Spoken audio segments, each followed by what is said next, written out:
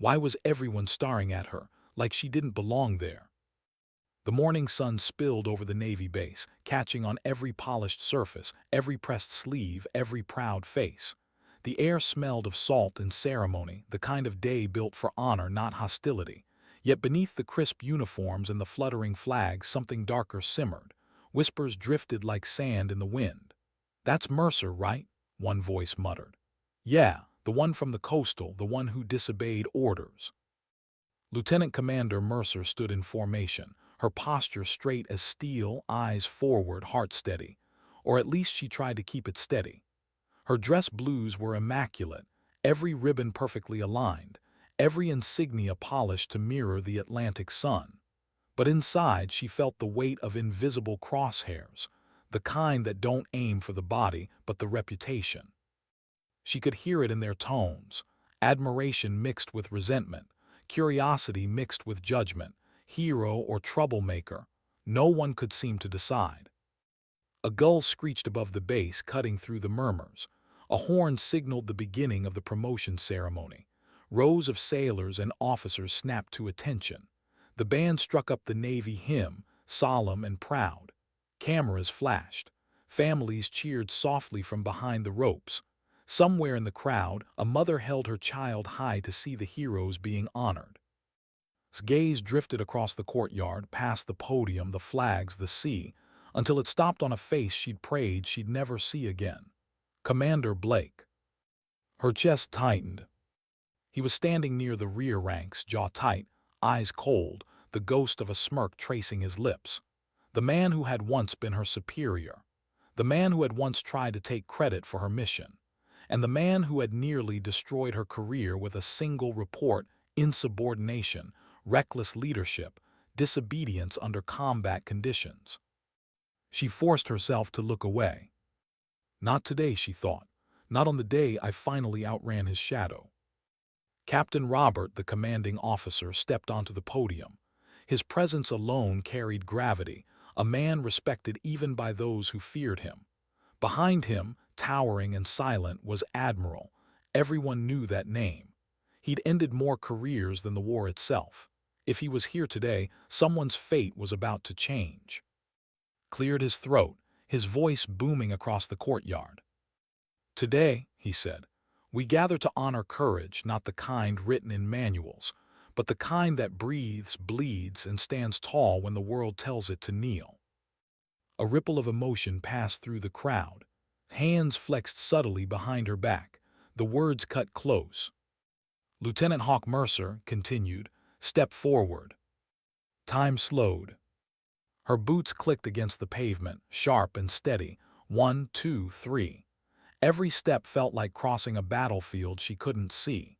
She stood before the podium, saluted crisply, and waited. But not everyone clapped. She could feel eyes on her, burning through the ranks like a laser sight. The man couldn't stand it. The woman he once belittled now standing in front of the Admiral, about to receive a rank he'd once coveted for himself. Began the formal citation. For valor and leadership under fire, for prioritizing the lives of her men over her own safety, and for demonstrating exceptional judgment during the coastal evacuation. A voice cut through the air like broken glass.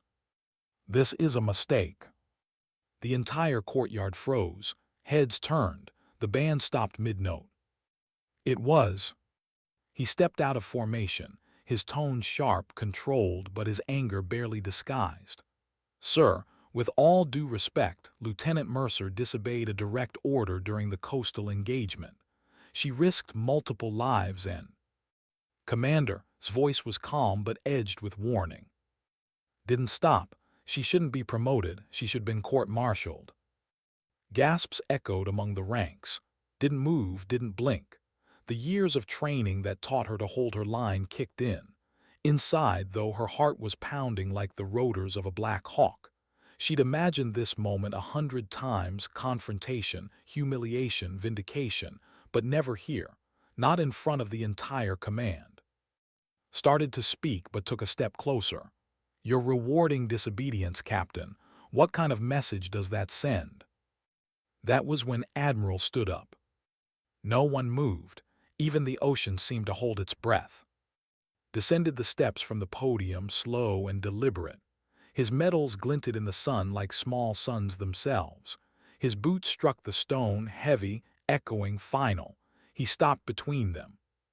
"Commander," said quietly, "before you forget yourself any further, let me make something perfectly clear." He turned too, his eyes, cold blue, sharp, assessing, softened for the briefest second.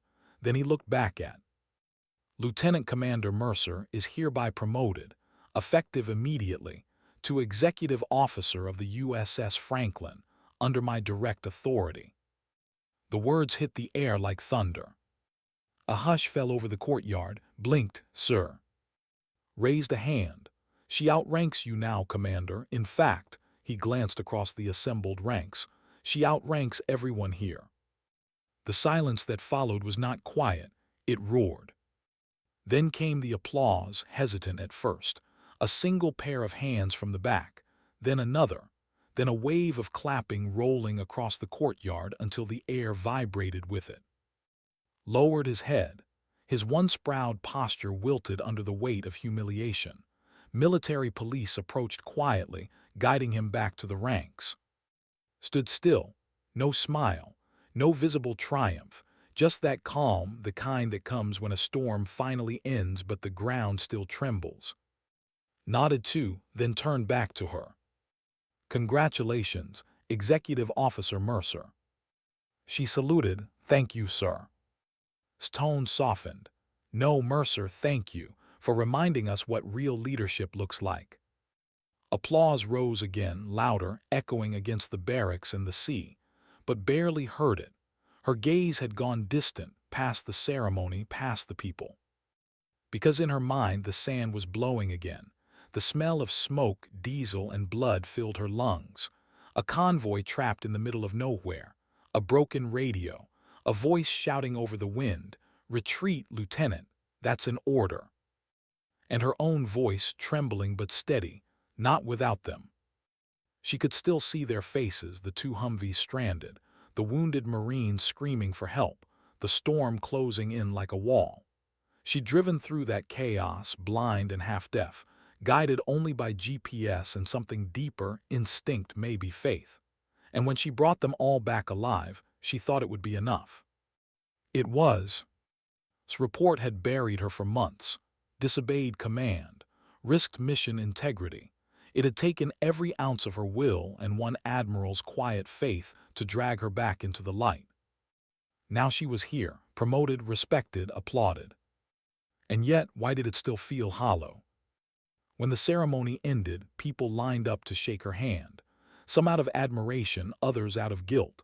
She smiled politely, said thank you, saluted back. But her eyes searched the crowd for one face that wasn't there, her father's. Captain found her near the edge of the courtyard. "Hell of a day, huh?" he said, smiling faintly. "Didn't think it would end this way," she replied. He chuckled, neither did. For a moment, they just watched the flags ripple against the orange sky, then said quietly, "You didn't just earn that rank today, Mercer. You reminded every soul here that courage doesn't always come from following orders. Sometimes it comes from knowing when not to." She nodded, her throat tightened, but she managed a smile. "All I ever wanted was to serve right, not perfectly, just right." "And that," said, "is exactly why you're standing where you are." Later, as the sun sank low and the base began to empty, walked alone along the pier. The ocean was calm, the surface glimmering gold. She touched the new insignia on her shoulder, silver oak leaves, and whispered softly, "Dad, I did it." Her voice was barely a breath, carried away by the wind, toward the horizon, toward wherever his spirit might be. "Don't chase rank," he'd told her once. "Chase respect, rank will follow." Now standing under the same flag he died for, she finally understood. The sea murmured its approval. Somewhere, a distant jet roared into the sky, fatting into the same light her father once flew toward. And though the ceremony was over, knew her real story was just beginning. Because honor isn't granted by medals or titles. It's tested in silence, and proven in the moments when no one is watching. Why did she drive straight into the storm, when every order told her not to? The desert wind had a sound of its own. It wasn't just air moving. It was like the earth whispering warnings, the kind only soldiers who'd been there long enough could hear. But that day, even the wind had gone silent. "Visibility's dropping fast," Sergeant Cole shouted from the gunner's seat, his voice nearly lost in the roar of sand. "We should turn back, ma'am." Mercer gripped the steering wheel of the lead Humvee. The sky had vanished, replaced by a burning swirl of beige and red, a sandstorm like nothing she'd ever seen.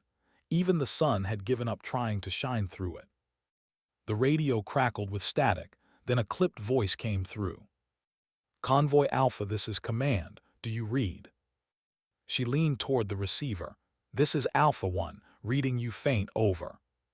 Static swallowed the response. Then, "Retreat, visibility 0. Minefield ahead, fall back. That's an order." Her stomach dropped. A minefield? They crossed this route before. There was no record of mines, but she didn't have time to argue. She slammed the brakes, the Humvee jolting as the others screeched behind her. She turned to Cole. "Get eyes on our 6." He popped the hatch, peering through the storm. "We're missing 2 vehicles." Pulse spiked. "What do you mean missing?" "Humvee 4 and 5, ma'am, no visual. They were trailing when the storm hit. Must lost comms." She tried the radio again. 4-5, this is Alpha 1, report." Only static. Her gut twisted. The convoy had 22 Marines. If 2 vehicles were down, that was 8 men stranded in the middle of a storm, possibly in a minefield, possibly under enemy watch. Cole looked down at her. "Orders were to retreat, ma'am." She met his eyes and he saw it, the flicker of conflict. The training drilled into her bones, screaming one thing: follow command. And the voice in her chest whispering another: they're still out there. Her father's words came back to her, as vivid as the day he said them, before he deployed and never came back. Real command isn't about keeping rules. It's about keeping people alive. She grabbed the map case and laid it across her lap. The minefield was never charted, probably insurgent planted. "We'll move slow, check GPS, scan with thermal." Cole hesitated. "Ma'am, we can't even see the road." "Then we make one." Before he could answer, she shifted gears and turned the wheel. The engine roared. "Lieutenant Mercer." It was Corporal Vega on the intercom, voice trembling. "We're really doing this." "Yeah," she said, calm as stone. "We're not leaving anyone behind." The convoy hesitated. Then one by one, engines followed. 3 vehicles turned back into the storm, toward the unknown. Minutes stretched into an hour. The desert was a blur of chaos. No horizon, no sky, just grit and noise. Sand scraped against the Humvee's windows like claws. Every few seconds, checked the GPS, guiding them inch by inch. Then a flash. An explosion somewhere to their left. The ground shook. "IED," Cole shouted. Smoke and dust rolled in waves. Gritted her teeth and drove faster, instincts screaming that the enemy was close. She stopped at a ridge barely visible through the storm. Shadows moved, 2 overturned Humvees, smoke pouring from one. She could hear faint shouting. "They're alive," Vega cried. Threw open the door and stepped into the storm. The wind slammed into her, ripping the breath from her lungs. Sand stung her face, but she pushed through. Her boots sank into shifting earth as she ran. "Cover fire left," Cole barked, firing bursts into the blinding haze. The sound of bullets slicing air answered back. Dropped beside the first Humvee. 2 Marines were trapped inside. She yanked the door handle, jammed. Her shoulder slammed into it again and again until it gave. The smell of burning oil hit her. She pulled one Marine out, then another, dragging them to cover. "Go," she shouted to Vega. "Get them in the truck." She turned to the next vehicle. Inside, a driver slumped over the wheel, blood on his face, breathing shallow, a half buried under the front tire. Cole's voice crackled in her earpiece. "Ma'am, we've got enemy movement bearing east." She crouched low, breath ragged. If she moved him wrong, the whole vehicle could blow. She learned enough demolitions to know that much. Placed her hand gently on the Marine's shoulder. "Hey," she said softly. "Stay with me, Corporal. Don't move, okay?" He barely opened his eyes. "Thought you left us." "Not a chance." Her fingers trembled as she reached under him, searching for the latch. The wind howled louder, sand tearing at her face. Time slowed. She found the release, clicked it free, and pulled him out inch by inch, dragging him backward through the dirt. The explosion never came. By the time she got him clear, her lungs burned, her vision blurred. But all 8 Marines were alive. They loaded them into the convoy, engines screaming against the storm. Cole climbed back in, panting. Everyone accounted for. Slammed the door, then let's get them home. They drove blind. Every mile felt like a year. By the time they reached the forward base, night had fallen. The Marines she'd rescued were rushed to medics, bruised, bleeding, but breathing. Only then did let herself exhale. For a few hours she thought maybe, just maybe, she'd done something right. Until she saw Commander waiting by the command tent, clipboard in hand, his expression unreadable. He didn't salute, didn't even look her in the eye. "Lieutenant Mercer," he said flatly, "you directly disobeyed a retreat order." She straightened. "Sir, the convoy was missing 2 vehicles. I acted to risk additional lives." His tone sharpened. "To jeopardize mission integrity. You had no authority to make that call." Her chest burned. "Sir, we brought every Marine home alive." "Didn't flinch. You got lucky. Next time you won't." He turned away before she could answer. The words stung worse than the sandstorm. Later that night she sat alone in the barracks, still coated in dust. Her hands trembled as she wiped her weapon clean. Across the room, Cole sat silently, bruised and exhausted. He finally spoke. "Ma'am, you saved us." She didn't answer. He tried again. "If you hadn't turned around." Cut him off gently. "We don't talk about it, Sergeant, not yet." She stared at the floor. The guilt for disobeying an order and the relief for saving them twisted together inside her like wire. But what she didn't know then was that had already filed his report. Disobedience under combat conditions, endangerment of assets, violation of chain of command. Within 24 hours, her commendation request was blocked, her record flagged. For months she was sidelined, no missions, no recognition, just silence. Until a letter reached Admiral's desk, not from her, but from the Marines she'd saved. It wasn't long, just a single paragraph typed on a battered keyboard, signed by 8 names. "If it weren't for Lieutenant Mercer, we'd be flag-draped names on a wall." Read it twice, then he made a call. Weeks later, she was summoned back to the base. She expected another reprimand, maybe a quiet discharge. Instead, Admiral was waiting in the debrief room, alone. He gestured for her to sit. "At ease, Lieutenant." She stayed standing. "Sir, if this is about the coastal operation." "It is," he said, cutting her off. "And I've read every report, including the one from the men you saved." Her stomach tightened. Leaned back, studying her. "You broke protocol, disobeyed a direct command, risked vehicles, personnel, and your own life." "Yes, sir. And because of that, 8 Marines are alive." She blinked. "Sir." He smiled faintly. "You remind me of a pilot I once knew. Saved his men in a blizzard against orders, got court-martialed. Later, we called a mountain after him." She didn't know whether to laugh or cry. "Stood, you did the right thing, Lieutenant, even when it cost you. That's leadership. The Navy doesn't always reward that, but I do." He handed her a sealed envelope. "You're being reinstated, effective immediately. And next time you hear fall back, make sure you decide for the right reasons, not the easy ones." Her throat tightened. "Sir, thank you." Nodded once. "Don't thank me, prove me right." That night stood on the runway as a helicopter lifted off, carrying the wounded Marines she'd saved. They waved through the open ramp. One of them shouted her name, though the wind stole the sound before it reached her. She stood there long after they were gone, watching the desert fade into darkness. And in that silence she felt something shift, not triumph, not relief, something quieter. Conviction. The kind that no report, no reprimand, and no commander could take from her.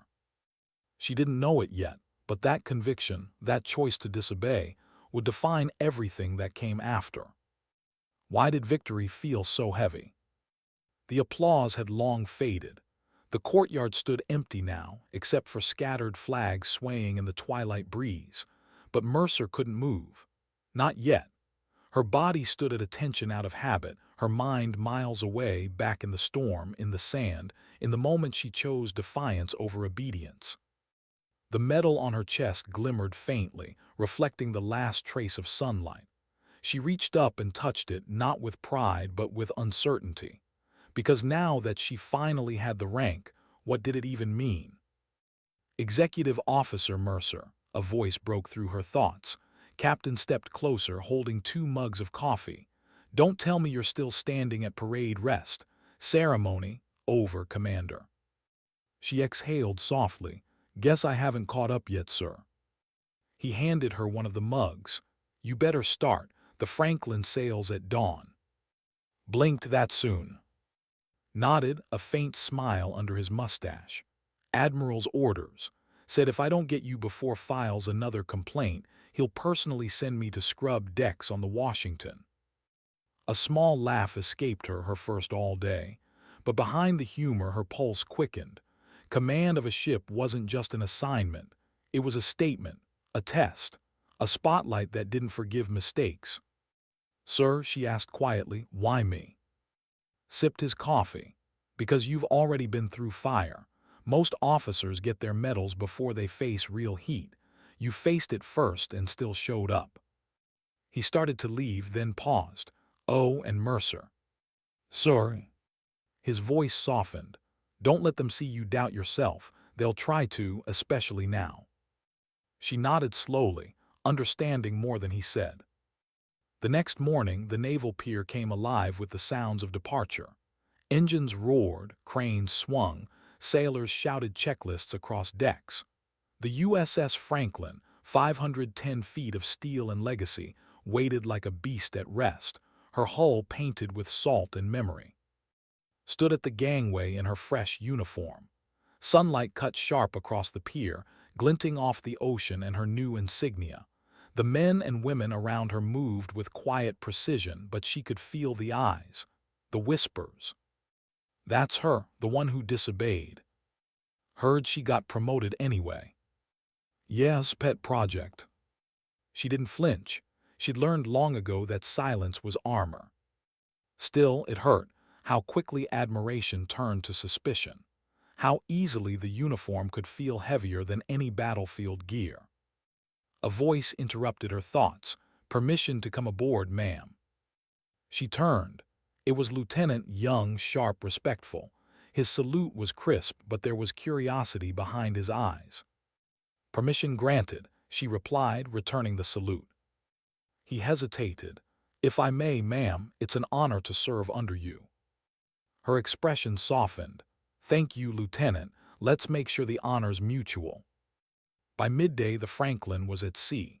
The hum of engines filled every corridor. Walked the deck, taking it all in, the horizon stretching endless, the waves carving silver paths beneath the sun. It was peaceful, too peaceful. She stopped near the bow, gripping the railing. Out there, beyond the horizon, were hundreds of unspoken challenges, unseen battles, unseen eyes. But the real war, she knew, wasn't always fought out there. It was fought in the quiet, in meetings, in politics, in glances that said you don't belong here. A voice came from behind her. Never gets old, does it? She turned. Admiral, she hadn't heard him approach. Sir, she said, surprised. Didn't expect you aboard. He smiled faintly. Neither did your captain. Thought I'd check how my new XO handles the open water. She stood, trying not to sink, sir. Good answer. They stood side by side for a moment, watching the sea roll beneath them. The silence between them wasn't awkward, it was measured. Then spoke. You think you don't deserve it, don't you? She blinked, startled. Sir. Don't play coy. I've seen that look before. It's the same one every officer gets when they've fought for something too long to believe it's real when they finally win. Hesitated. It's not about the title, sir. It's just strange. Yesterday I was the woman they whispered about. Today I outrank half the whispers. Chuckled. They'll keep whispering, Mercer. That's what they do. Let them. You're not here to win their comfort, you're here to command their respect. He started to leave, then stopped. And one more thing, don't waste time proving wrong. He's already done that himself. Her breath caught. Sir, what do you mean? His eyes narrowed slightly, as though weighing how much to say. Let's just say the Navy has a way of uncovering truth, eventually. Then he walked away, his boots echoing against steel. Later that night, sat in her cabin, the gentle hum of the ship beneath her. The sea outside was calm, moonlight glinting on black water. She opened the drawer of her desk and pulled out the folded letter, the one had returned to her after her reinstatement, the one written by her men. If it weren't for Lieutenant Mercer, we'd be flag-draped names on a wall. She read it for the 100th time, but the words still hit the same. Raw, simple, honest. A knock on her door broke the moment. Enter. Lieutenant stepped in. Ma'am, message from command, urgent. He handed her a sealed file. She opened it, eyes scanning quickly. Then her jaw tightened. It was a report, official Navy investigation, marked confidential. Subject, Commander Blake. Allegations: falsification of field reports, misconduct, attempted coercion of subordinate officer. Her chest went still. There it was, the truth she'd always known but could never prove. Hadn't just tried to ruin her career. He'd done it before, to others. She wasn't his first target, just the first one who stood her ground. She set the file down, her fingers trembling slightly, hesitated at the door. Ma'am, are you all right? Nodded slowly. Yes, Lieutenant, thank you. When he left, she sank into her chair, staring at the glowing desk lamp. So this was it, justice, quiet, unspectacular, arriving years too late. No one would ever know what it took, the sleepless nights, the doubt, the days she almost resigned, the silence she endured so the truth could speak for itself. She thought of escorted away from the ceremony, stripped of command. The man who believed power was control. He'd never understand what she'd learned, that power meant service, and service meant sacrifice. The next morning, the crew gathered on the deck for inspection. Stood beside Captain, her posture firm, voice steady as she issued orders. She could feel the shift, small but real. The whispers were quieter, the salutes sharper. Respect wasn't granted overnight. It had to be earned, moment by moment, in how you carried yourself when no one was watching. Commander Mercer said after the inspection, I've been thinking. You ever wonder why the Admiral picked you for this ship? She smirked faintly. I assume because no one else would take it. He laughed. Close. But no. He picked you because this crew needed someone who's been underestimated. Someone who knows what it's like to fight to be heard. Her gaze drifted across the deck, young sailors, tired eyes, steady hands, each one of them carrying their own invisible war. She nodded quietly, then I'll make sure they're heard. That night, as the Franklin cut through the ocean, stood on the observation deck alone. The horizon was a sheet of silver under moonlight. The sea murmured softly against the hull like a heartbeat. She closed her eyes. The faces of her team in Afghanistan flickered through her mind. Cole, Vega, the men who'd trusted her in the storm. Then her father's voice. Don't chase rank, chase respect. She smiled faintly. I think I'm finally getting it, Dad. The ship's intercom crackled. A soft voice.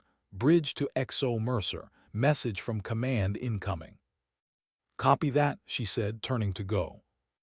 But she paused one last glance at the open water. The stars shimmered above her, countless and cold, reflected perfectly on the Black Sea. And for the first time in years, she didn't feel small beneath them. She felt equal.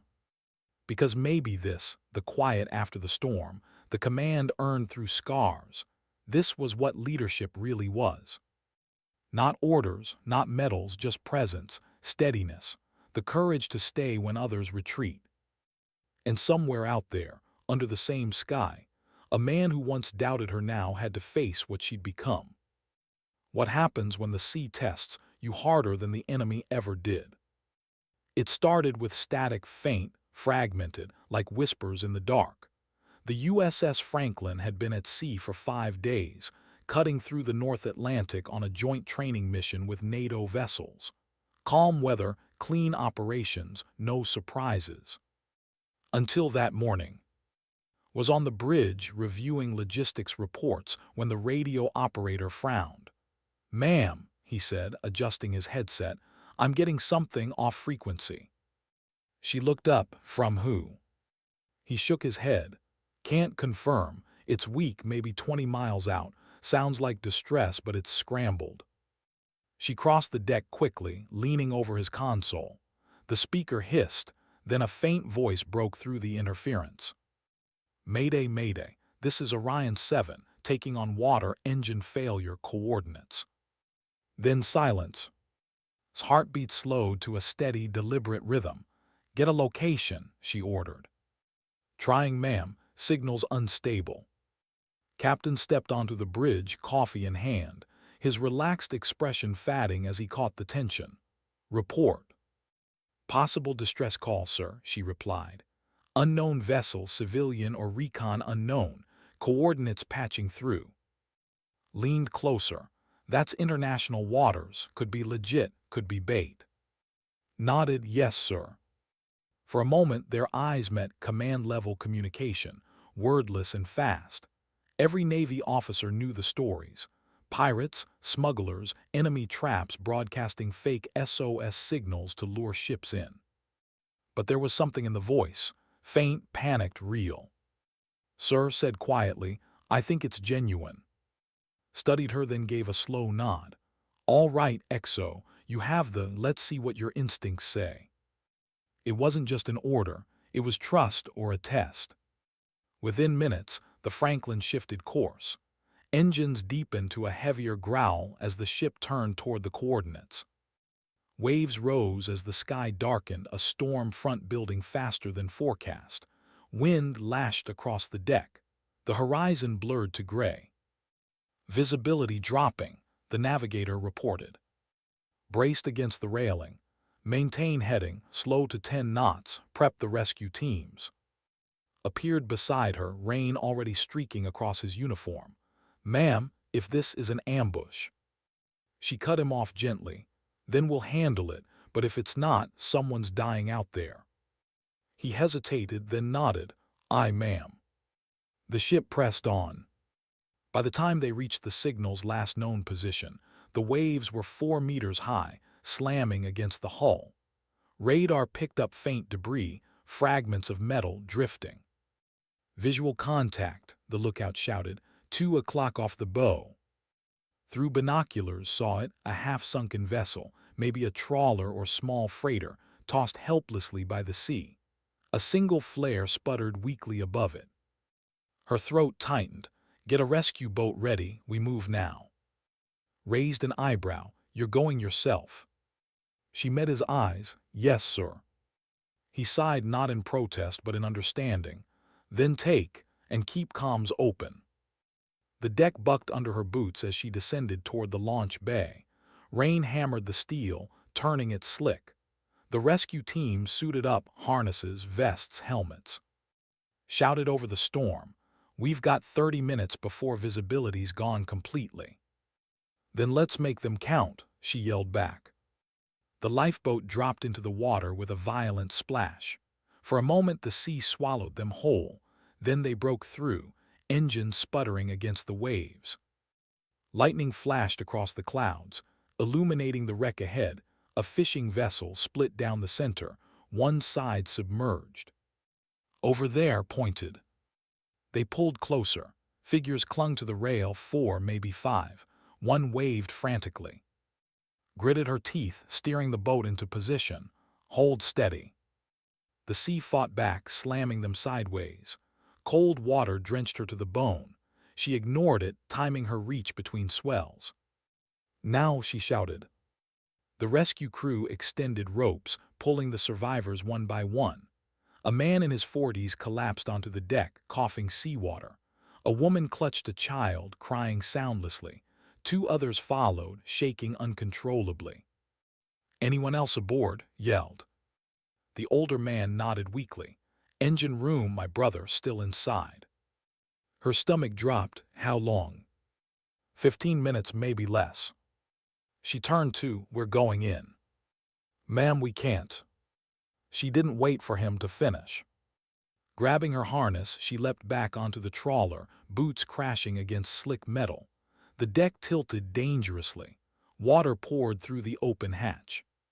She shouted into the dark, "Navy rescue, can you hear me?" No response, only the groan of the dying ship. She dropped through the hatch. The smell of diesel and salt filled the air. Flashlight beams cut through the waterlogged corridor. She waded waist-deep, calling again. Then a faint sound, coughing. She found him wedged behind a collapsed bulkhead, leg pinned. "Hang on," she said, forcing the beam higher. "We'll get you out." "Leave me," he rasped. "Go ship going under." "Not happening." She wedged her shoulder under the beam and pushed, muscles burning. It didn't budge. The ship creaked, metal groaning like thunder. Appeared behind her, panting. "Ma'am, time up." "Help me lift," she snapped. Together they heaved, water rising faster now, swirling around their knees. The beam shifted just enough. The man slid free, gasping. "Go, go, go," shouted. They hauled him up the ladder, the deck tilting harder with every second. As they climbed out, the trawler gave one last shudder. Then the engine room exploded in a spray of steam and debris. They dove into the lifeboat as the vessel disappeared beneath the waves.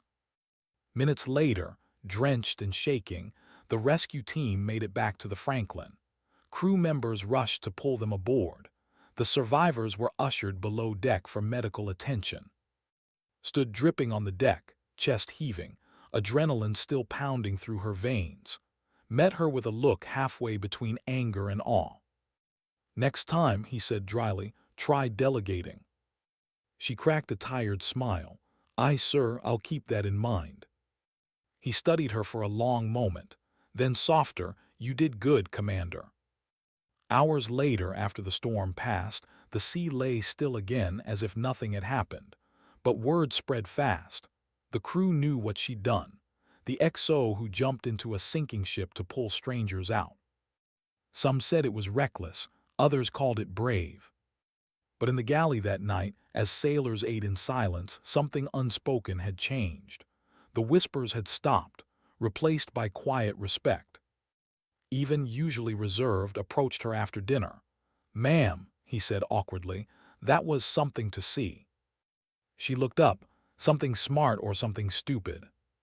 He smiled faintly. "Maybe both, but it made us believe again." "Believe in what?" "That our leaders would actually risk something for us." His words hit deeper than he probably meant them to. She swallowed hard, nodding. Then it was worth it. Later that night, stood in her cabin, towel draped over her shoulders, uniform hanging to dry. She looked in the mirror. Her face was pale, her eyes tired but alive. She thought about the crew, about the men and women who followed her orders without question, and about how, just a year ago, no one would trusted her to command a rowboat. Now she'd led them through chaos, not perfectly, but right.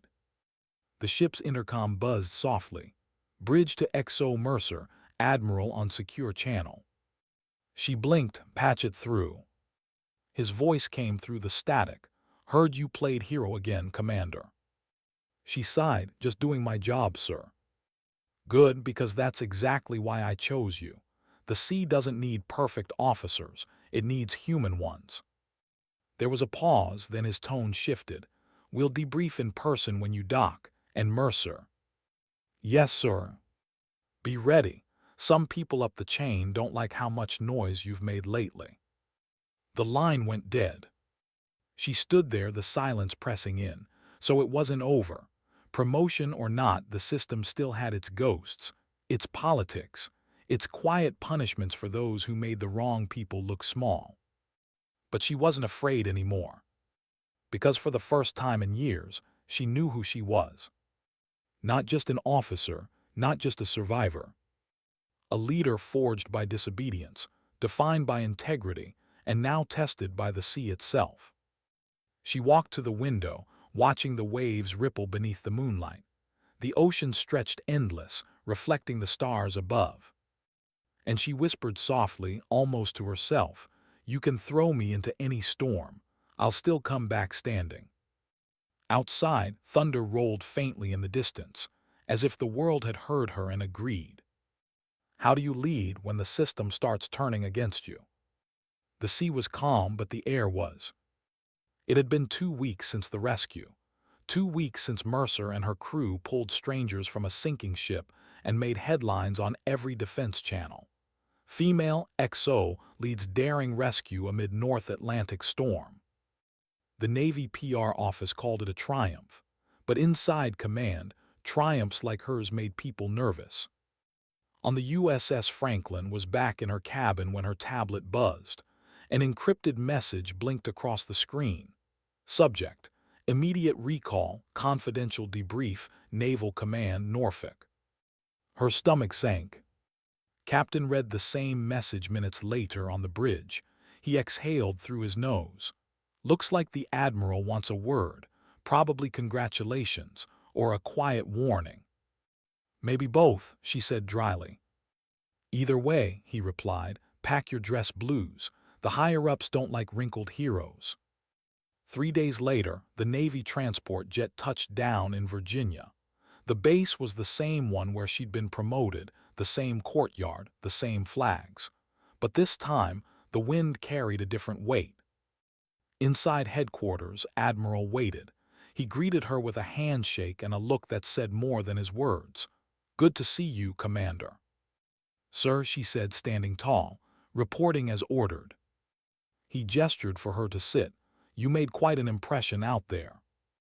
She hesitated. "Is that a good thing?" Smirked faintly. "Depends who you ask." He slid a file across the desk. "You're facing an inquiry." Her heartbeat quickened. "For what?" He opened the file.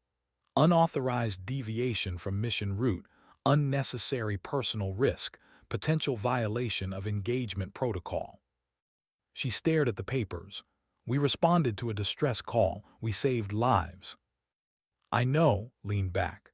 "But the Navy doesn't run on good intentions. It runs on procedure. And some of your colleagues," he paused, "think you've made them look sloppy." His jaw tightened. "So the issue isn't what I did, it's how it made them feel."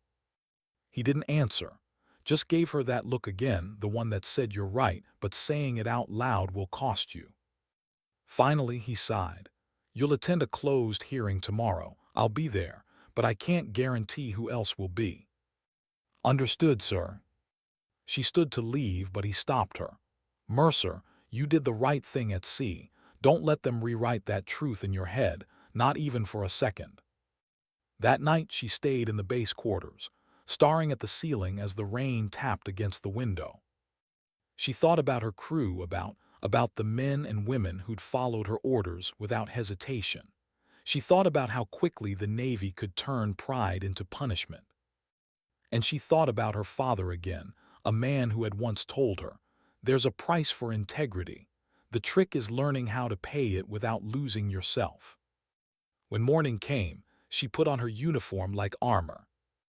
The hearing room was colder than she expected, the kind of cold that came from fluorescent lights and unblinking eyes. 3 officers sat behind the long table, their expressions neutral. Sat off to the side, silent observer. The senior officer, Rear Admiral, began. "Commander Mercer, This inquiry is not disciplinary. It is a review. We're here to determine whether your actions aboard the Franklin were consistent with operational standards. Nodded, understood, sir. His tone was measured, bureaucratic.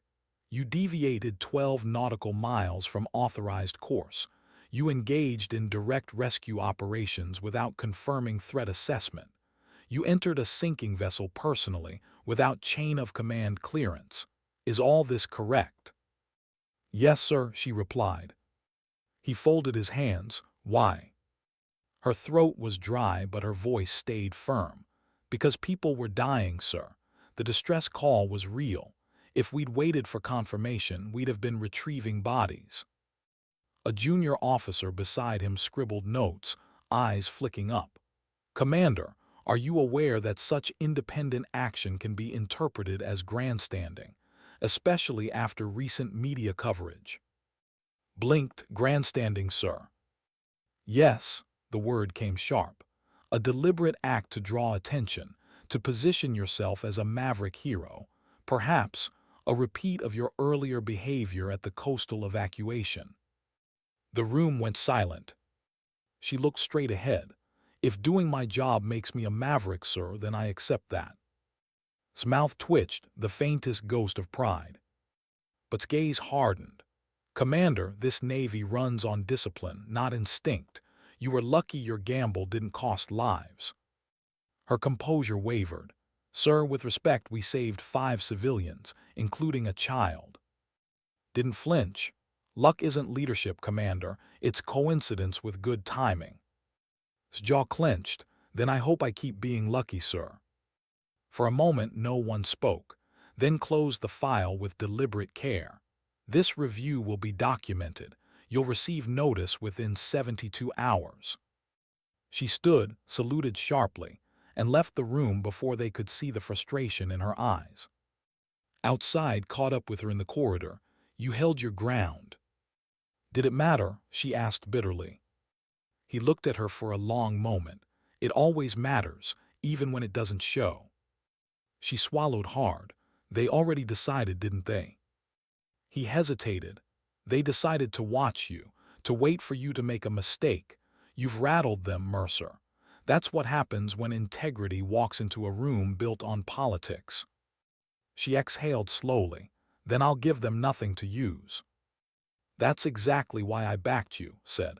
Because you remind me what this uniform used to mean. Back aboard the Franklin, the crew welcomed her quietly, as though sensing something had shifted. Met her on the bridge. How'd it go, ma'am?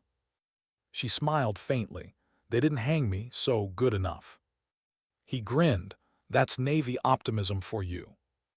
She walked to the window, watching the waves stretch into the horizon. The sunlight glimmered across the surface, deceptively peaceful. But her mind was elsewhere, already building the wall she needed now. The one between emotion and command, between conscience and survival. That evening, as the ship sailed back into open water, a message arrived on the encrypted line. No sender name, no code signature, just one sentence. Watch your back, XO. Not everyone saluting you is on your side. Her blood ran cold. She reread it twice, then deleted it. She'd seen enough subtle threats in her career to know what it meant. Her success had crossed a line she wasn't supposed to cross. But she wasn't backing down. If they were going to test her, they'd find her ready. Days turned into nights and the Franklin continued its patrol. But the mood had changed. Rumors spread, whispers that command was reviewing every log, every maneuver, every report she'd filed. One morning stormed into her office frustrated. Ma'am, someone's been accessing the operations feed without clearance.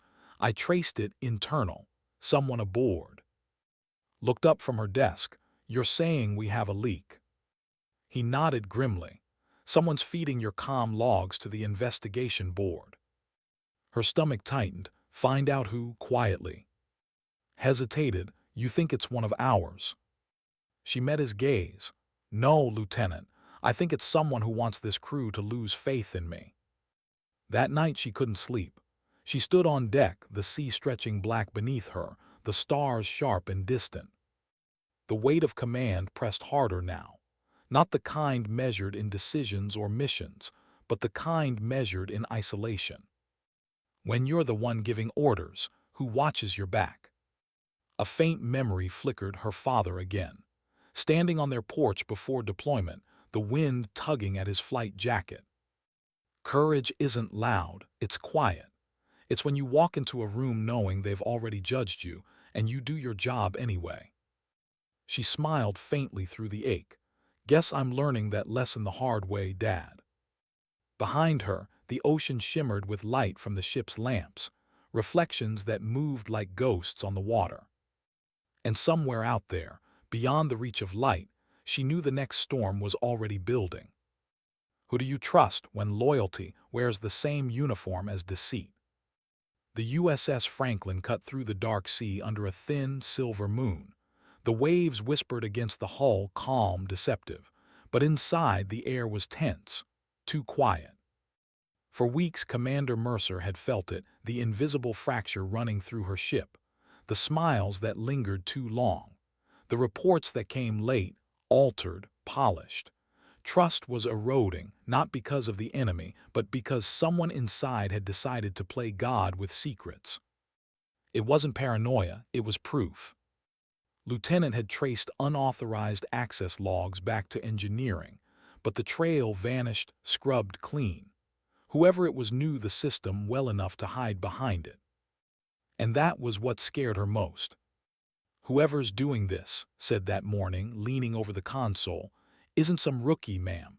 They're covering their tracks like a pro." Stared at the data feed, or like someone who's done this before. He looked at her. "You think it's someone from command?" She didn't answer because she didn't need to. The only thing worse than betrayal from your enemies was betrayal from those who were supposed to protect you. Later that evening, walked the lower deck alone. The hum of machinery pulsed beneath her feet, steady and rhythmic. Pipes hissed softly above. Somewhere deep within the ship, she could hear the creak of steel expanding under pressure. Every step echoed. Every sound felt amplified in the silence. When she turned a corner, she saw movement, faint, quick. "Who's there?" No answer. She followed the sound to the communications room. The door was slightly open, light flickering through. She pushed it wider quietly. Inside, a figure sat at a terminal typing fast. The screen glowed with encrypted text, message packets outgoing. Her pulse spiked. She called softly. The figure froze, then turned. It was Ensign Daniels. Young, sharp, quiet. He'd been on her ship barely 6 months, always respectful, always efficient. Until now. "Ma'am," he stammered, snapping to his feet. "I was just—" "Step away from the console," she said, calm but cold. He hesitated. "That's an order, Ensign." He obeyed, moving aside slowly. On the monitor, the evidence spoke for itself. Transmission logs, personnel reports, communication summaries sent directly to an external relay. She stared at the screen. "Who were you sending this to?" Daniel's voice cracked. "Command review, ma'am." "Unauthorized." He swallowed hard. "They reached out to me weeks ago, said they needed eyes on your operations, that there were concerns." "Concerns?" "That you were reckless, that you'd put this crew at risk to build your reputation." The words hit like a slap. She stepped closer, her voice low. "And you believed them?" Daniel's jaw trembled. "I didn't want to, ma'am, but after the inquiry, the messages, I thought," he faltered. "They said if I didn't report directly, my record would vanish. I'd never make lieutenant." Closed her eyes. There it was, the same weapon bureaucracy always used: fear. When she spoke again, her voice was steady. "Ensign, do you know what the first rule of leadership is?" He looked at her, confused. "You don't sell out the people who trust you for the people who don't." He looked down, shame flooding his face. "I'm sorry, ma'am, I didn't mean." "You meant to protect yourself," she said quietly. And in doing so, you put this entire crew in danger." She stepped past him and pulled the data logs from the system. "Report to the captain. Now, tell him everything." He hesitated, tears welling in his eyes. "They'll court-martial me." Met his gaze. "Maybe. But if you want to start earning back the right to wear that uniform, you'll walk in there and tell the truth." He nodded slowly, trembling, and left. Captain listened without interrupting as Daniels confessed. When it was over, he looked at, jaw tight. "Command manipulation. They planted him." "Not the first time they've used fear to do their dirty work," she said bitterly. Rubbed his temples. "What do you want to do?" "Nothing yet. If we go public, they'll twist the story, make it look like I provoked this." He sighed. "You know, Mercer, for someone who claims to hate politics, you're getting real good at playing chess." She gave a tired smile. "You learn fast when the board's rigged." That night she sat alone in her quarters, the ship rocking gently. The betrayal lingered in her chest, not anger, not even disappointment, something deeper. Loneliness. Because leadership, she realized, wasn't just about being followed. It was about standing alone when everyone else was scared too. She looked out the window, black water stretching forever, moonlight scattered like broken glass. The door buzzed. "Enter," she said. It was again. He walked in without ceremony, hands clasped behind his back. "You found your leak." "You knew." He didn't deny it. "I suspected. I wanted to see how you'd handle it." Her voice hardened. "And what did you learn, sir?" "That you didn't break," he said simply. She exhaled sharply. "With respect, Admiral, I'm getting tired of being tested." "Good," he said, eyes narrowing slightly. "Because the test isn't over." He sat opposite her. "Command wants you reassigned. They're saying the Franklin needs a steadier hand." Her pulse spiked. "A reassignment to where?" "A desk," he said flatly. "Stateside, administrative oversight. They're calling it a lateral transfer. I call it a quiet exile." His jaw clenched. "And you?" He smiled faintly. "I told them no." Silence filled the room. "Why, sir?" she asked finally. "Because we don't need more officers who play safe," he said. "We need those who remember why they joined in the first place. You don't just follow orders, Mercer. You understand them, and when not to." He stood, buttoning his jacket. "But I can't protect you forever. Sooner or later, you'll have to decide what matters more, the uniform or the truth." He paused at the door. And for what it's worth, truth usually wins last. When he left, the room felt heavier. A few hours later, a storm hit. The second one that month. But this one wasn't weather, it was man-made. A power fluctuation triggered alarms across the ship. The control room lit up red. "Engineering reports breach in coolant line," shouted. "Deck 6 flooding." "Was already moving. Seal compartments. Redirect auxiliary power. Get repair teams down there." She sprinted through the corridor, boots slamming against steel. Steam hissed from overhead pipes. The air was thick with heat and metallic tang. In the chaos, one thought pierced through. This isn't mechanical failure. She reached engineering. Sparks flew from a control panel. The chief engineer shouted over the noise. "Pressure valve burst. System override isn't responding." "Manual shutoff." "Offline." Grabbed a wrench. "We'll have to do it by hand." Climbed the ladder to the upper valve housing. The heat was unbearable. Metal burned through her gloves. The entire ship seemed to groan in pain. "Ma'am," yelled, "we can't hold it much longer." "On my mark," she shouted back. 3, 2, 1. They turned the valve together, muscles straining. Steam exploded around them, but the pressure gauge dropped slowly, then steadily. "Flow stabilized," the engineer cried. Dropped to the deck, coughing. Her face was streaked with soot and sweat. Knelt beside her. "Ma'am, that was controlled sabotage," she finished, gasping for air. "The leak was triggered remotely. Someone's still feeding intel off this ship." He nodded grimly. Then we've got another mole. She looked at the flickering lights, the exhausted faces around her, the ship that had just barely survived its second betrayal. And she made a decision. "We're going dark," she said quietly. "Blinked, ma'am. Cut all external transmissions. Lock every comm relay. From this point forward, the Franklin answers to no one but her crew." He hesitated, then nodded. "Aye, ma'am." For the first time since taking command, wasn't waiting for orders. She wasn't playing defense anymore. She was drawing the line. As the ship went silent across the open sea, radar signatures vanishing into the Atlantic night, every sailor aboard felt it, that subtle, defiant pulse in the air. They were no longer just serving the Navy. They were standing with one of their own. Later, standing on the bridge, looked out over the dark horizon. The wind whipped her hair. The deck trembled softly underfoot. In that stillness, she finally understood something her father once told her, something she'd never truly believed until now.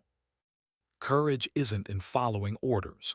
It's in knowing when the world is wrong and standing still anyway.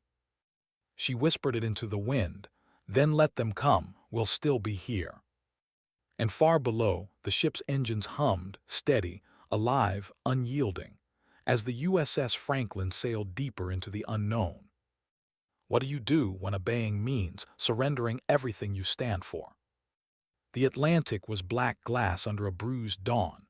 The USS Franklin moved silently through the water, no comms, no radar beacon, no digital signature, invisible, off the grid.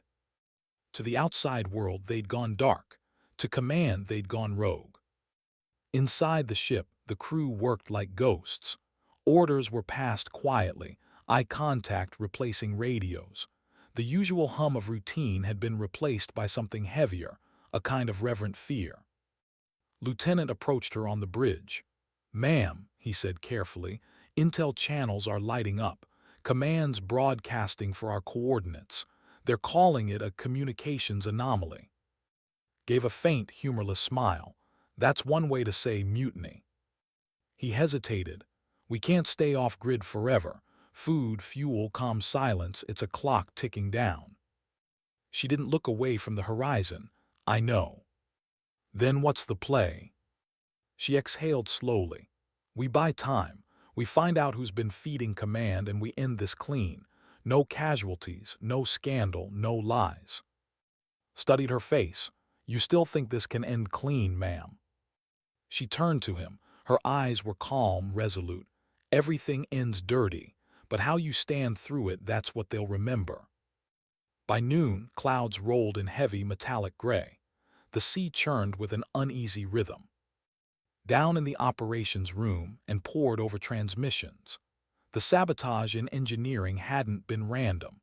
It was triggered through a dormant relay code embedded in the ship's maintenance software, an old line of code, tied to someone with high-level clearance. She pointed at the timestamp. "Who logged this update?" The tech chief scrolled. "A day before we left port. Installation authorized by Commander Blake." The room froze. Cursed under his breath. "You've got to be kidding me." His voice went quiet. He planted it before his transfer. It made sense. His final act before his fall, a ghost in the system, waiting for her to rise high enough to destroy herself. She leaned against the console, the weight of realization pressing hard. So this was never about the rescue. It was about revenge. Nodded grimly. "And command walked right into it. They think you're the problem." "Then we'll show them the truth," she said. "We'll send proof of code directly to, but not through naval channels. He's the only one who will believe it." Encrypted burst transmission. "Exactly. Short-range type beam, no trace." "Risky." She gave a faint, tired smile. So was breathing the last 6 months. That night the crew gathered in the mess hall, a closed-door meeting, no ranks, no ceremony. Just faces illuminated by red emergency lights. Stood at the front, uniform jacket unbuttoned, eyes steady. "I owe you all the truth," she began. "Command believes we've gone dark to hide misconduct. They're wrong. We've gone dark because someone used this ship to bury the truth, and I won't let that stand." Murmurs rippled through the crew. Some nodded, others exchanged uncertain glances. A young sailor spoke up. "Ma'am, are we breaking orders?" "Yes," she said simply, "but the orders are wrong." A pause. "So what happens when they come for us?" Took a breath. "Then we remember what this uniform means. It doesn't belong to one admiral or one politician. It belongs to the people who wear it and the ones who died in it." Her voice softened. "You don't have to stand with me. If anyone wants off, you'll have safe passage at dawn. No shame, no record, I'll carry the consequences." No one moved. Then stood. "Ma'am, with respect, if they come for you, they come for all of us." One by one, others rose silent but resolute. No applause, no chants, just quiet loyalty. It wasn't mutiny, it was faith. Hours later, the encrypted message was ready. Double-checked the signal encoder. "We'll only get a 10-second window before command traces the burst." "That's all we need," she said. "Packet locked." "Locked." "Then we transmit on your mark." She hesitated, her hand hovering over the switch. "Do it," said. She pressed the button. A pulse of blue light flickered across the comm screen, silent, invisible, carrying everything. Some embedded code, Daniel's confession, the maintenance logs, even internal footage from the sabotage. It was their truth, packed into 10 seconds of light. When it was done, the system went dark again. For a moment nothing happened. The crew waited tense, silent. Then a ping, incoming transmission. Frowned, that was fast. "Open it," she said. The audio hissed to life. His voice, calm, controlled. "Message received. Hold position. Command is mobilizing, but not how you think. Keep your crew steady. Do not engage unless fired upon, trust me." The bridge fell silent. Closed her eyes, relief washing over her like the first breath after surfacing. "He got it," she whispered. Smiled faintly. "Told you the old man had a few tricks left." But beneath the relief, she knew this wasn't over. If command had mobilized, that meant ships and scrutiny were already on their way. By dawn, the radar lit up with contacts. 2 destroyers closing in fast. USS Sterling and USS Arcadia. His face went pale. "Ma'am, they've locked course toward us." His heartbeat slowed, that eerie calm she'd learned in the field. "Raise white comms. No weapons lock, let them approach." Muttered, "If's pulling strings, they'll stand down, if not." "Then we'll do this the hard way," she said. Minutes stretched like hours. The destroyers drew closer, massive shapes slicing through the mist. Their guns weren't aimed yet, but their silence was louder than any warning. The intercom buzzed. "Incoming hail, priority channel." Nodded, "Patch it." A voice filled the bridge, cold, official. "USS Franklin, this is the Sterling. You are ordered to cut engines and prepare for boarding. Repeat, stand down immediately." Looked at her. "Orders, ma'am." She hesitated. If she refused, she'd confirm their worst fears. If she obeyed, she'd hand over her ship and her crew to the very system trying to bury them. She walked to the comm and pressed the transmit key. "This is Commander Mercer of the Franklin. We have evidence of sabotage and command reports linked to a former officer. We will comply with inspection only under direct authorization from Admiral." Static answered, then. "Negative, Franklin. Admiral has been removed from active command pending investigation." Her blood ran cold. They'd silenced him too. Whispered, "It's a trap." Straightened, her voice quiet but steady. "All engines full. Heading 040. We're not surrendering this ship." The bridge erupted into controlled chaos. Orders shouted, gears clanking, alarms wailing.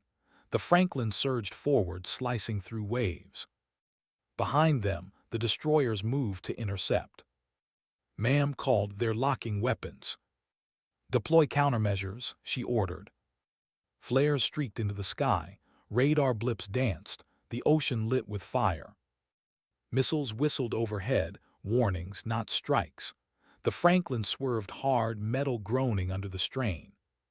"Evasive pattern Delta," barked. The ship banked sharply, waves crashing against the hull. The crew moved like a single organism, trained, unshaken. But deep down, everyone knew what was happening. Their navy had just turned its guns on them. Hours passed. The chase became a standoff. The Franklin held course toward neutral waters, refusing every hail. The destroyers shadowed close, weapons ready but silent. Inside the bridge, tension hung thick as smoke. "Broke it first. Ma'am, we can't outrun them forever." "I know." "Then what?" She looked at him, really looked. The young face that had stood by her through storms and sabotage. The crew who trusted her when command didn't. "We ended on our terms," she said. He frowned, meaning. "Meaning we stop running. We show them we're not the enemy." Stepped closer. "You sure about this, Mercer?" She smiled faintly. "No, but it feels right." She keyed the broadcast channel, voice calm, deliberate. "To all Navy vessels in pursuit of the USS Franklin, this is Commander Hawk Mercer. We are standing down weapons. We are transmitting full proof of command interference, sabotage, and manipulation by former officers under investigation. This is not rebellion. This is truth." She paused. The crew watched her, breath held. "You can fire on us, you can board us, you can silence every one of us, but you can't erase what we've sent. The evidence is already out there. The truth's already moving." Her finger hovered, then she sent the transmission. A heartbeat of silence. Then the radar ping stopped. The destroyers slowed, their guns lowered. A new voice came through the radio, older, rougher, familiar. "Franklin, this is. Stand by for escort. You just made history, Commander." Her shoulders dropped, tension breaking like glass. The bridge filled with gasps, then quiet laughter, not joy, but relief. The kind that comes after holding your breath too long. Grinned, "Well, I'll be damned." Exhaled, staring out at the horizon as the first rays of sun broke through the clouds. She didn't smile. She just closed her eyes and whispered, "We didn't win, sir. We just stopped losing." That night the Franklin sailed under escort, its lights reflected across calm seas, silent but steady. The crew gathered on deck, exhausted but proud. And stood alone at the bow, wind tugging at her hair, the ocean whispering beneath. Somewhere behind her spoke softly, "Ma'am, what now?" She didn't turn. "Now we wait. The storm's not over, but for once we're not the ones running from it." The horizon shimmered with dawn, and for the first time in years it didn't look like a threat. It looked like a promise. How do you return to a world that once called you insubordinate, when now it calls you right? 3 weeks after the standoff, the USS Franklin was docked at Norfolk under full security detail. News had spread like wildfire. A decorated Navy vessel gone dark, chased, then cleared in one of the most controversial command decisions in recent memory. But what the headlines didn't show were the faces, the sailors who stood their ground, the officers who refused to turn their guns on their own, and the woman at the center of it all, who never once raised her voice to prove she was right. Commander Hawk Mercer walked down the pier that morning, her boots echoing softly against the concrete. Cameras flashed from a distance, held back by cordons. Voices whispered as she passed. Some said her name with reverence, others with resentment. She didn't look at any of them. Her eyes were fixed ahead, toward the gray walls of the hearing chamber. Inside waited the final reckoning. The room was the same shape as before, a rectangular cage of light and judgment. But this time, the faces behind the table had changed. Rear Admiral was gone, replaced, and seated at the center was someone she hadn't expected to see again. Admiral. He looked older, but his eyes still carried that steady gleam of purpose. As she entered, he gave a small nod. "Commander Mercer," he said, voice calm and even, "please take your seat." She sat, no lawyers, no entourage, just her record and the truth she'd carried like a wound. The silence stretched, then began. 3 weeks ago, this Navy nearly fired on one of its own ships. Aboard that ship was an officer who'd been accused of disobedience, then vindicated by evidence that exposed corruption and personal vendetta within our own command structure.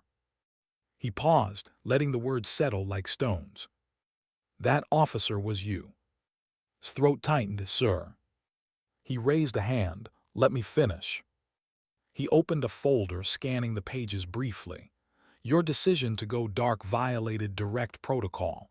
Your refusal to surrender could have led to casualties. And yet," he looked up, "it didn't. Not one." His voice softened. "Because your crew trusted you more than they trusted their orders." A murmur rippled through the room. Continued. "You didn't defy the Navy, Commander. You reminded it what it's supposed to be." For the first time in weeks, her composure cracked. Not visibly, just a flicker, a tremor at the corner of her mouth. Leaned forward. "Effective immediately, all charges against you and your crew are dropped. The record of disobedience is expunged. And as of this hour." He closed the file. "You are hereby promoted to the rank of Captain, United States Navy." The room went utterly silent. Blinked as if she hadn't heard right. "Sir." He smiled faintly. "You earned it the hard way, the right way." He stood, stepping around the table. For the first time in her career, he saluted her. The gesture hit harder than any medal ever could. Outside, the sky was overcast. Reporters shouted questions as she exited the building, microphones flashing. "Captain Mercer, how does it feel to be cleared? Do you regret going rogue? What message do you have for young officers who might follow your example?" She didn't answer, because some truths weren't meant to be headlines. Met her by the pier, his grin barely contained. "Captain Mercer has a nice ring to it." She chuckled softly. "Don't start, sir." "I'm serious. You realize you're the youngest female captain in active service now." "Is that what I am?" she asked quietly. He looked at her, puzzled. She glanced toward the sea. "Feels less like a promotion and more like permission to finally breathe." He nodded slowly. "You earned that too." They stood there for a long moment, the wind tugging at their uniforms, the sea stretching endless and gray. Then appeared, walking toward them. The crowd parted instinctively. He joined them at the edge of the pier. "You could broken," he said. "Most would have." Looked out at the horizon. "I thought about it." "What stopped you?" She smiled faintly. "The crew, my father, and a stubborn part of me that doesn't know how to quit quietly." Nodded. "Good. The Navy could use more of that." Then almost wistfully, he added, "You know, you remind me of him." "Of who?" "Your father." She froze. "You knew him." He smiled. "I flew with him. Afghanistan, 2003. Best damn pilot I ever met. He told me once he had a daughter, said she'd probably outrank us all someday." Her breath caught. "He said that." He did. His eyes softened. He was right. The wind picked up, carrying the sound of distant gulls. For a moment she couldn't speak, just nodded, blinking hard. "Thank you, sir," she whispered. "Don't thank me, Captain. Go lead." That's what he'd want. Then he turned and walked away, leaving her standing in the same spot where she'd been humiliated months before, only now, the weight she carried wasn't shame. It was legacy. That night back aboard the Franklin, she walked the decks alone. The ship had been repaired, polished, reborn. The crew was already prepping for a new mission, quiet operations, classified routes. But tonight the engines rested. The ocean reflected the stars like scattered fire. Stopped at the bow, the same spot she'd once stood, wondering if she'd ever make it home again. Approached quietly. "Permission to join you, ma'am." She smiled, "Always." He leaned on the rail beside her. "Hard to believe it's over." She glanced at him. "Is it?" He shrugged. "Maybe not, but at least now it feels like we can breathe without asking permission." She chuckled softly. "That's all we ever fought for, Lieutenant." He hesitated. "Ma'am, can I ask something?" "Go ahead." Was it worth it? All of it, the hearing, the chase, the risks. She didn't answer right away. Her gaze drifted toward the horizon, the reflection of stars dancing across the water. Finally, she said, "Worth it doesn't mean easy, and justice doesn't mean peace. But yes, it was worth it." He nodded, understanding more than her words said. Hours later, long after the deck had emptied, remained there alone. She touched the silver bars on her collar, newly replaced with gold. "Captain." Her reflection in the glass of the bridge windows stared back, not proud, not triumphant, just still. She thought about everything it took to get here.